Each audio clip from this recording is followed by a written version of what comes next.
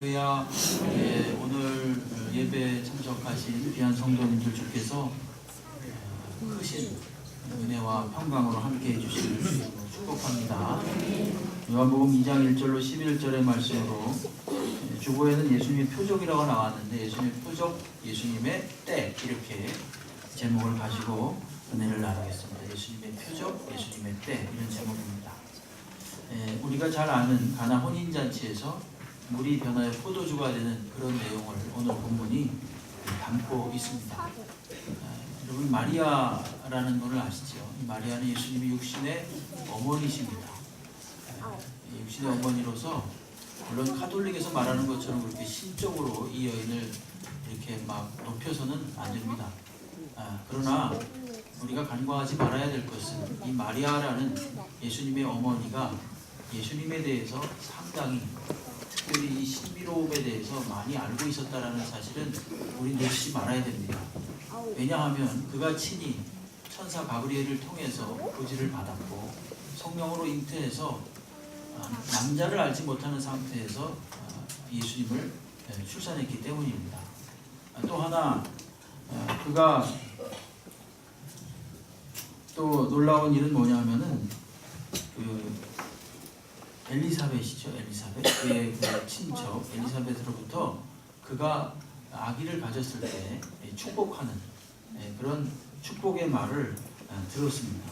그 정도로 상당히 예수님을 잉태하는 과정, 천사의 고지를 받고 또 잉태하고 그리고 또 엘리사벳으로부터 또 축복도 받고 또 무슨 일이 있었습니까? 아기를 낳은 다음에는 동방으로부터 동방이라 하면 오늘날 저쪽 이란, 이라크 쪽에 있는 바벨론 지역을 말하는데 그쪽에서부터 많은 날을 걸려서 동방의 박사들이 와서 이 예수님 앞에 경배했죠. 그런 모습을 보면서 이 마리아는 분명히 예수님이 범상치 않은 인물이라는 사실을 알고 있었습니다. 그러니까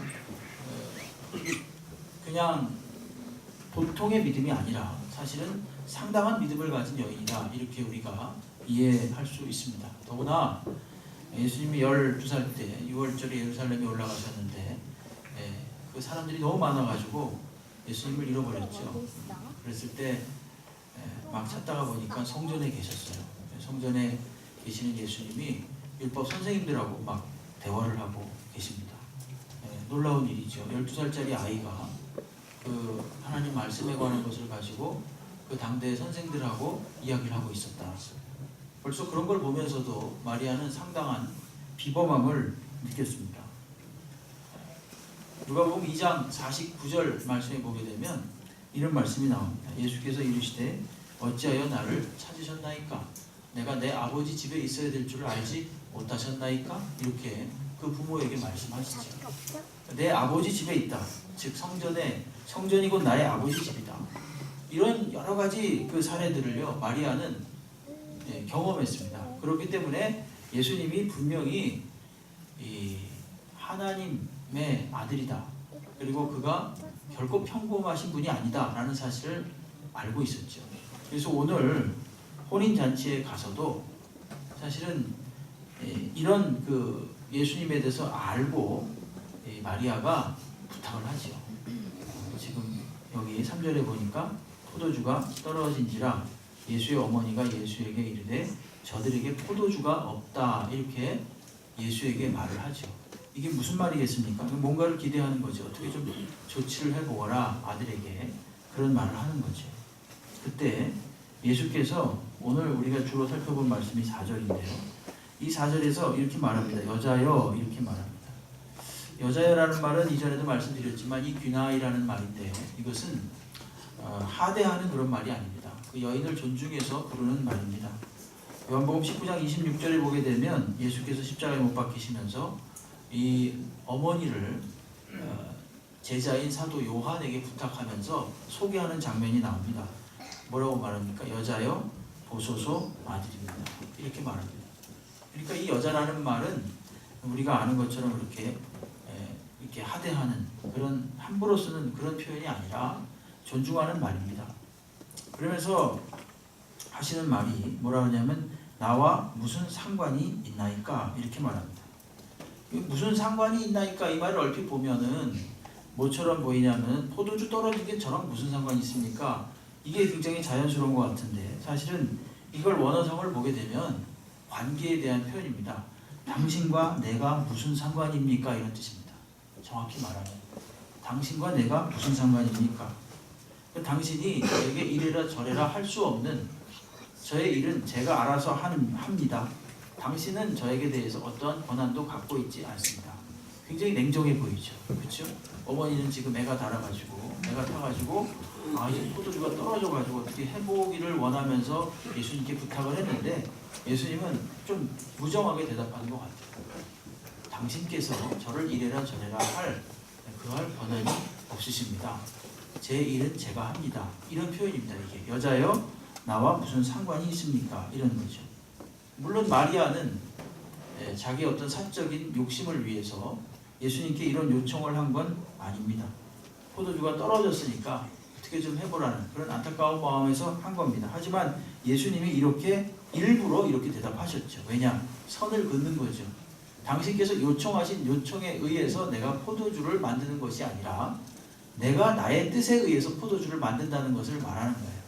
그래서 재밌는 건 결국은 어떻게 됩니까? 물이 변해가지고 포도주가 됩니다. 마리아의 원대로 됩니다.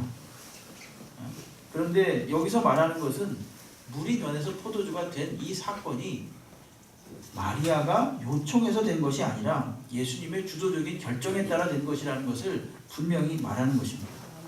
결과는 같지요. 근데 이유는 다릅니다. 사람들이 하나님께 기적을 보여주시기를 원하는 이유가 뭐겠습니까? 당장의 어떤 필요와 욕구를 충족받아서 오늘 마리아가 요구하는 것처럼 충족받아서 정말 하나님 계십니다. 이렇게 느끼고 싶은 거예요. 그리고 또 하나님이 정말 폼나게 아주 드러나게 이렇게 행동하시니까 나도 덩달아서 나도 이제 내가 믿으니까 이렇게 된다. 이런 생색을 내고 싶은 그런 걸 만족시키기 위해서 기적을 원합니다. 그러나 하나님은 그런 인간의 단순한 요구 조건을 만족시키기 위해서 기적을 행하시지 않는다는 것이 오늘 여자여 나와 무슨 상관이 있습니까? 라는 그런 뜻입니다. 그분은 철저하게 어떻게 행하시는가? 당신의 결정에 따라 당신의 주도적인 권한에 따라서 행하신다는 것을 분명히 보여주고 있습니다. 같은 기적일지라도 그 기적을 모친께서 요구하셨기 때문에 행하는 기적과 예수님께서 당신의 정하신 뜻대로 하는 기적과는 상당한 차이가 있습니다. 이건 뭐냐면 차후에 어떻게 보느냐예요. 이 기적을 내가 요구했더니 하나님이 이렇게 하셨다라는 그런 기적관과 기적에 대해서 생각하는 거죠. 그 다음에 하나님이 나는 요구했으나 그러나 하나님의 때에 따라 하나님이 하신다라는 그런 기적관, 이것에 따라서 차후에 우리들의 신앙생활이 크게 달라진다는 것입니다. 그래서 예수께서는 분명하게 말씀하시는 겁니다. 나는 어떤 소소한 요구나 조건을 그리고 또 나의 대단함을 과시하기 위해서 표적을 행하는 사람이 아니다 라는 것을 분명히 하시기 위해서 일단은 선을 긋고 나서 당신께서 원하시는 대로 당신의 뜻대로 기적을 일으키신 것입니다. 예수님께서 처음 공생애를 시작하실 때 마귀의 유혹을 받았습니다. 이 돌을 떡이 되게 하라 그랬죠. 그 다음에 이 성전에서 뛰어내려 보거라 이런 말을 했죠. 그리고 또 내게 절하면 천하 만국을 너에게 줄 것이다. 그런 마귀의 충동, 그런 마귀의 요구와 그런 미혹에 반응하지 않은 것, 이것도 같은 이치입니다. 예수님은 메시아시고 예수님은 전능하신 하나님이십니다. 그렇기 때문에 능히 행하실 수 있는 분입니까? 없는 분입니까? 능히 행하실 수 있습니다. 그런데 안 하셨습니다. 왜 안 했겠습니까? 만약에 그런 요구에 따라서 행하신다면 하나님의 기적은 이렇게 하면 일어나는구나 라는 공식을 가질 수 있게 되는 거예요. 심지어 마귀도 이런 예수님을 충동해가지고 어떻게 한번 해봐 이렇게 하니까 예수께서 그걸 만약에 충족시키는 방편으로서 기적을 행하셨다면 기적이 별거 아니구나 라는 생각을 하겠죠.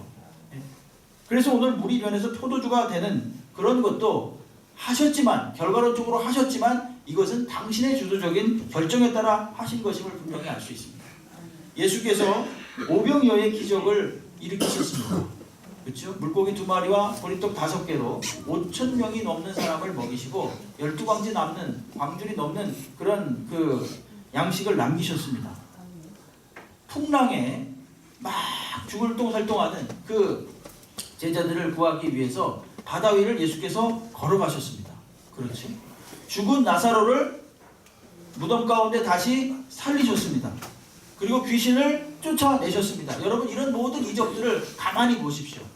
그런 모든 이적과 기적, 그 모든 것들은 죽어 마땅한 인류에게 하나님과 화해시키고 믿음을 주시기 위한 기적이었지, 결코 자신을 치장하거나 드러내거나 과시하기 위한 그런 기적이 아니었다는 것입니다. 예수님께서는 기적을 동원하시지만 사람을 돕고 살리기 위해서 하는 것이지 결코 사적인 용도로 사용하지 않는다는 사실을 분명히 오늘 보여주고 있는 겁니다. 실제로 물이 변해가지고 포도주가 된 것, 그것 때문에 예수님이 사적으로 높아진 거 없습니다. 하나도 없죠. 그렇죠? 오히려 덕본 사람은 누굽니까? 누가 덕봤습니까? 오늘 2장 1절에서 11절 사이에 엄격결에 칭찬받은 사람이 누굽니까? 신랑이잖아요. 그렇죠? 무슨 영문인지도 몰라요. 2장 9절 보세요. 2장 9절에 보게 되면 연회장은 물로 된 포도주를 맛보고 어디서 났는지 알지 못하되 물떠온 하인들은 알더라. 연회장이 신랑을 불러서 말하되 사람마다 먼저 좋은 포도주를 내고 취한 후에 낮은 것을 내고는 그들은 지금까지 좋은 포도주를 두었도다. 이 말이 칭찬이죠. 신랑은 내가 왜 칭찬을 받지? 아마 그랬을 겁니다. 예수님은 아무것도 드러나지 않았어요. 그러나 한 가지 분명한 결과가 생겼는데 11절 말씀 한번 같이 읽어보겠습니다. 11절 같이 읽습니다. 시작. 예수께서 첫 표적을 갈릴리 가나에서 행하여 그의 영광을 나타내심에 제자들이 그를 믿으리라, 이렇게 말하고 있습니다. 표적과 기적, 비슷한 말입니다만은 그러나 세부적으로 들어가면 약간의 차이는 있죠. 이 기적이라는 것은 초자연적인 현상을 말하는 것이고 표적이라는 것은 그 초자연 현상을 통해서 예수께서 목적하시는 바를 일으키시는, 반응을 일으키시려고 행하는 게 이게 바로 표적이다, 그렇게 말합니다. 그래서 여기 보게 되면은 표적이라는 말이 몇 군데 있어요. 11절에도 표적이 나오고 그 다음에 18절에도 표적이 나옵니다. 그 다음에 23절도 한번 보십시오. 23절에는 뭐라고 나옵니까? 6월절에 예수께서 예루살렘에 계시니 많은 사람이 그의 행하시는 못을 보고 표적을 보고 그의 이름을 믿었다. 이게 중요합니다. 표적은 이처럼 조금 아까 11절에 있는 대로 그 영광을 나타내시기 위해서, 그 다음에 다른 사람들로 하여금 믿음을 발생시키도록 하기 위해서 이 표적을 일으키시는 것입니다. 그러니까 철저하게 이것은 사람의 요구에 의한 것이 아니라 하나님의 주권에 의한 것임을 분명히 알 수 있습니다.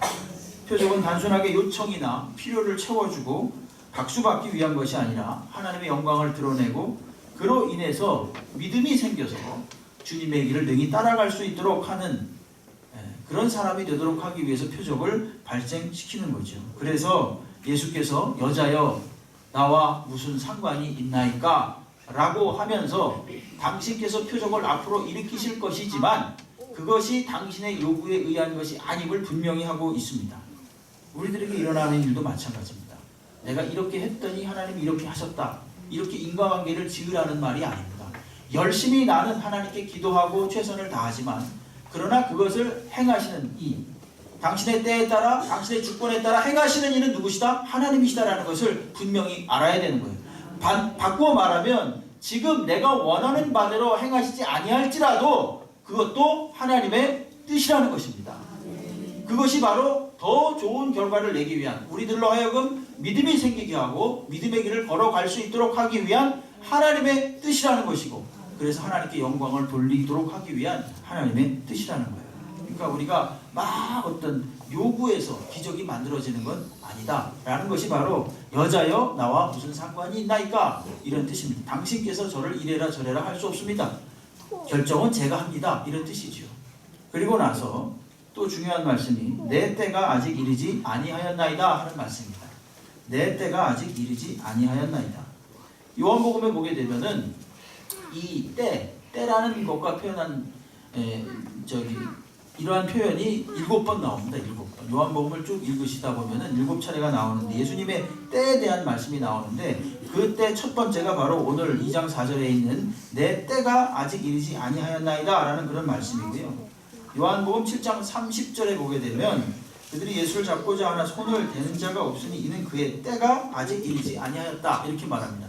잡는 것과 관련해서 예수님이 잡히는 것과 관련해서 그의 때가 나오고 요한복음 8장 20절에 보게 되면 역시 마찬가지로 이 말씀은 성전에서 가르치실 때 헌금망 앞에서 하셨으나 잡는 사람이 없으니 아직 그의 때가 이르지 아니하였다 이렇게 말하고 있고요.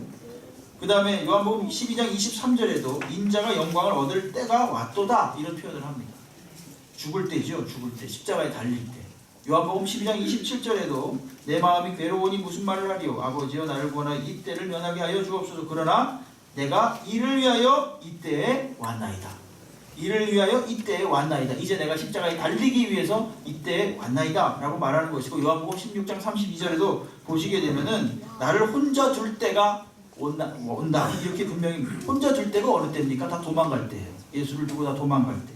끝으로 요한복음 17장 1절에도 보게 되면 예수께서 이 말씀을 하시고 눈을 들어 하늘을 우러러 이르시되 아버지여 때가 이르렀사오니 이렇게 말합니다. 즉 당신께서 십자가에 못 박히실 때가 이르렀다 이런 말이죠. 그러니까 요한복음에서 나타내는 예수님의 때는요 가만히 보게 되면 전부 다 체포당하시는 거, 그 다음에 버림받으시는 거, 그다음에 십자가를 지시는 거 이런 어떤 고난과 관련된 것을 말할 때 이 때를 말합니다. 그러니까 4절로 다시 돌아와가지고 2장 4절에 보게 되면 내 때가 아직 이르지 아니하였나이다. 당신께서 내 때를 재촉하지 마옵소서. 내 때는 내가 정하여 가겠습니다. 그런데 결과는 어떻게 됐습니까? 물이 변화의 포도주가 됐습니다. 다시 말해서 예수께서는 당신의 말이 아니라 마리아의 말이 아니라 이제 내 때를 공식적으로 시작하겠다라고 하는 것입니다. 내 때는 무슨 때라 그랬죠? 고난을 시작하는 때예요. 요한복음 전체적인 맥락에서 본다면 예수께서 내 때라고 하는 것은 예수님의 고난의 때입니다. 단순하게 우리가 예수님의 때다, 예수님의 때에 주께서 고난 당하셨다 그럴 때 우리 십자가만을 생각하지만 사실은요 예수님의 때는요 이미 하나님이신 예수님이 인간의 몸을 입으시고 이 땅에 오심으로써 그 때가 시작됐습니다. 무슨 때죠? 고난의 때가 시작된 거예요. 그리고 오늘 공식적인 첫 표적으로서 이 때를 시작하십니다. 그러면 이 첫 표적은 고난의 때를 알리는 시작이죠. 근데 묘하게도 이 고난의 때를 알리는 시작이 어디 집에서 이루어졌습니까? 장례식장에서 이루어졌다면 좀 어울릴 텐데 혼인식장에서 이루어졌어요. 그렇죠. 혼인식장에서 다른 사람들을 기쁘게 하고 즐겁게 함으로써 이루어졌어요. 이것은 뜻하는 바가 있습니다. 내가 너희들 즐거움과 기쁨의 잔치로 초대하지만 나는 그것으로서 나의 고난의 때를 이제 시작한다라고 하는 그런 표현이에요. 예? 그러므로서 오늘 이렇게 말하는 거죠. 예수께서 내 때가 아직 이르지 아니하였나이다. 그러나 나는 내 때를 지금 시작합니다. 여러분 오늘이 종려주일입니다. 종려주일은 어느 때입니까? 이제 다음 주는 부활주일이 되고 종려주일 후 예수 그리스도께서 예루살렘에 십자가에 못 박혀 죽으시기 위해서 입성하실 때 많은 사람들이 호산나를 외치면서 종려가지를 깔고 주님을 환영했던 주일, 이게 바로 종려주일이죠. 이것을 환영하는 그런 것을 기념해서 우리가 종려주일을 지킵니다. 이것은 기쁨의 주일이죠. 주님을 열렬히 환영하는 주일이지만 그러나 예수님의 입장에서 보면 이것은 이제 첫 표적이 고난의 때를 시작하는 그런 사인이었다면 이제 마지막으로 종려주일은 뭡니까? 고난의 때를 완성하는 주일로서 한 주간으로서 이 땅에 들어오시는 거예요. 예루살렘 땅에 들어오시는 거예요. 참 묘하지 않습니까? 혼인잔치로서 고난의 때를 알리셨다면 종려주일로서 고난의 때를 마무리하십니다. 그런데 한결같이 나타난 반응은 좋아하는 거예요. 사람들이 다 좋아하는 거예요. 그러면 좋아하는 것만으로 그쳐서는 안 된다는 거죠. 주님이 고난의 때를 시작하고 고난의 때를 마무리하기 위해서 이와 같은 표적을 보이시고 종려주일에 들어오셨다면 우리가 이제 주님의 이 표적에 의해서 부름받은 자로서 믿음이 생기고 하나님께 영광을 돌리는 하나님의 백성으로 변화된 자로서 이 예수 그리스도의 고난을 완성하는 데 동참해야 된다는 것이 바로 오늘 본문이 말하는 깊은 의미이기도 합니다. 종려주일을 맞이하는 그러한 깊은 의미이기도 합니다. 고난의 때를 주님의 아까 우리 장로님 기도하신 대로 한 주간 묵상하면서 이 주님의 고난을 묵상하면서 우리도 주님의 고난에 동참할 수 있는 그런 마음을 우리가 가지시기를 간절히 축원합니다. 여러분, 기적에는 말이죠, 두 차원이 있는 거예요. 이런 점에서 보면 하나는 믿음을 발생시키는 차원이 있는가 하면, 또 하나는 믿음으로 살게 하는 차원이 있는 것입니다. 예? 믿음으로 살게 한다는 게 도대체 무엇인가?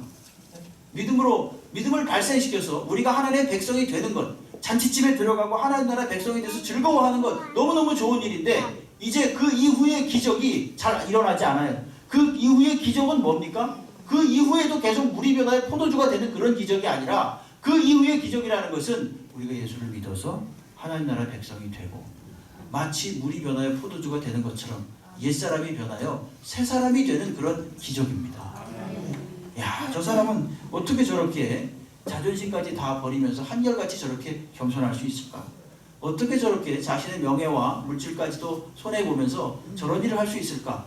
여러분, 이게 기적인 줄 믿으시기 바랍니다. 마냥 좋아하는 반응, 하나님 백성됨을 즐거워하고 기뻐하는 그런 반응이 아니라, 그런 반응을 넘어서서 이것이 어디까지 연결돼야 되는 거예요? 십자가까지 연결되는 거죠. 예수님의 고난에 동참하는 삶까지 연결되는 것입니다. 이것이 바로 참된 기적입니다. 여러분, 하나님 나라 백성이 천국 잔치에 들어가는 거, 이거 기적이죠. 그러나 그 이후에 하나님과 동행하면서 하나님의 뜻을 따라 사는 것 또한 얼마나 큰 기적인지를 우리가 분명히 알아야 됩니다. 애굽에서 10가지 재앙을 일으키셨고 이스라엘 백성을 꺼내셨습니다. 그리고 자유의 몸이 되게 하셨습니다. 이것은 마치 이 물이 변화에 포도주가 되게 하는 그런 기적이에요. 분명한 자유의 몸으로 끄집어내셨습니다. 그야말로 물이 변해서 포도주가 되는 그런 기적이죠. 근데 그러면 우리 생각에 광야길로, 그 다음에 가나안에 입성하는 그 모든 과정도 하나님께서 다 인도해 주시면 얼마나 좋겠어요. 물론 인도하셨죠. 인도하셨는데 우리가 말하는 인도하면 그런 게 아니죠. 뭔가 그냥 비단길을 쫙 깔아놓고 자, 광야길을 가거라. 그 다음에 가나안도 그 적들을 다 제압해 놓고 자, 발만 들여놓거라. 이렇게 하면 참 좋을 것 같은데 그렇지 않으셨습니다. 왜 그랬을까요? 그 다음부터 니네들 몫이라는 것입니다. 그러나 내가 너희와 분명히 동행한다. 분명히 너는 나의 백성이 되었고, 내가 너희들 애굽에서 10가지 재앙을 내리면서 내가 어떤 하나님인지 분명히 보여줬지. 그리고 너희들에게 믿음을 분명히 심어줬지. 그렇다면 이제 광야길도 그 믿음으로 걸어가고 가나안도 그 믿음으로 정복해 나가라는 것입니다. 오늘날 우리가 삶을 살면서 바로 그런 믿음으로 예수를 닮아가면서 예수 닮은 자로서 가라는 거예요. 그럴 때 우리의 삶이 변하는 것, 이것이 바로 우리 참다운 기적이에요. 하나님께서 다 하실 수 있어요. 천지를 창조하신 분이 뭘 못하시겠습니까? 우리를 구원하시는 일도 예수님 안 오셔도 됩니다. 말로 하셔도 되죠. 근데 왜 그렇게 하셨겠습니까? 구체성을 띠도록 하기 위해서 그렇게 하신 거예요. 우리로 하여금 믿음에 반응하는 하나님의 백성 삼으시기 위해서 우리를 그렇게 하신 것입니다. 그리고 그렇게 참여하는 것 자체가 기적임을 믿으시기 바랍니다.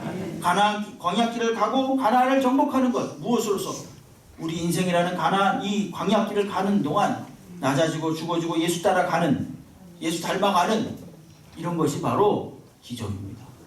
물이 변해서 포도주만 되는 게 기적이 아니라, 그것도 물론 기적이지만 하나님 백성 되는 것도 기적이지만 사는 것, 믿음으로 사는 것도 기적이라는 사실을 우리들로 하여금 알게 하도록 하기 위해서 광야길을 허락하시고 가나안 전투를 허락하신 것입니다. 여러분, 군인의 군복은 화려하고 번쩍이는 게 좋은 것입니까? 아니면 땀에 젖고 찢어지고 때로는 피에 물든 게 좋은 것입니까? 아침에도 말했지만 번쩍이는 건 휴가 갈 때 좋겠죠, 그죠? 그러나 싸울 때는 후자가 더 좋겠죠. 그러나 군복이라는 것은 싸우기 위한 목장이지 폼 잡기 위한 목장이 절대로 아닙니다. 네? 여러분, 그 가끔 가다가 휴가 나오는 우리 청년들 볼 수 있어요. 그래서 해병대, 그 다음에 헌병대, 특수부대 이런 데 나오는 그런 그 청년들 군대에 있다 나오잖아요. 그러면요, 그 군복이요, 칼 같습니다. 아주 그냥 군화도 바짝바짝 하고요, 그래요. 근데 아주 군기 빠진 군대 있죠. 그런 데 있다 나오는 사람들 군복도 별로 흐물흐물해요. 왜 그런지 아세요? 아주 그냥 칼같이 데려고 입고 나오는 사람들은요, 그 안에서 죽어요. 죽다가 잠깐 나오는 거예요. 근데 흐물흐물한 군복 입고 나오는 사람들은요, 그 안에서도 흐물흐물하고 나올 때도 흐물흐물한 거예요. 제가 뭐 모욕하려고 이런 말이 아니라 이해를 돕기 위해서 이런 말씀을 드리는 거예요. 여러분, 예수를 믿는다는 것은 예수의 군사로서 부름받은 군사들이에요. 그렇기 때문에 항상 예수 따라가는 예수의 군사들은 항상 거기 땀이 있어야 되고요. 거기 항상 그 노력의 흔적이 있어야 되는 거예요. 그 흔적이라는 게 뭔가? 예수 따라가면서 믿음으로 사는 흔적을 말하는 거죠. 믿음으로 사는 거. 믿음으로 산다는 건 그렇죠. 뭔가 나를 죽이고 나의 명예와 자존심을 내려놓고 주님 따라가는, 그래서 옛사람이 아닌 새 사람으로 계속 되어져 가는, 변화되어져 가는 믿음의 삶, 이것이 바로 예수 따라가는 예수의 군복을 입은 군사입니다. 예수 따라가면서 아무 싸움도 없고 갈등도 없고 고민도 없고 그저 예수 뒤에 숨어간다면 그 다음엔 기적이 일어나지 않습니다. 정말 기적 중에 기적은 뭡니까? 사람이 변하는 게 기적이에요. 신분이 변하는 것도 기적이죠. 물이 편해서 포도주가 되는 것처럼 예수 믿는 사람으로서 하나님 백성으로서 되는 것도 기적이에요. 그 1차적 기적이라면 사람이 변하는 것. 옛사람이 변하여 새 사람이 되는 것. 정말 예수 닮은 사람으로 되어져 가는 것. 어쩌면 우리는 이 기적을 위해서 평생을 사는 것입니다. 우리가 처음 예수를 믿었을 때보다 이제 우리가 마치고 천국 가는 그날 마침내 우리들의 옛 모습과 새 모습을 비교해 보면서 예수 닮은 자로서 그랬을 때, 아, 내 인생이 정말 기적이었다. 뭐 희한한 것을 많이 맛봐서 기적이 아니라 내가 여기까지 오는 동안 나처럼 치사하고 나처럼 비겁하고 나처럼 열등 것 많고 나처럼 자존심 센 사람이 이렇게 정말 변했구나. 내가 봐도 다른 사람이 보기에도 그렇게 됐구나 라는 것을 알 때 그것이 기적임을 믿으시기 바랍니다. 단순하게 잔치에서 와 좋다 하는 이런 기적이 아니라 이 기적이 어디까지 연결되어야 되는 거예요? 십자가를 지고 주님의 고난의 삶에 동참하는 데까지 가는 기적, 이것이 참다운 기적임을 믿으시고 오늘도 기적의 삶을 살 수 있는 저희들이 되기를 주의 이름으로 축원합니다. 기도하겠습니다.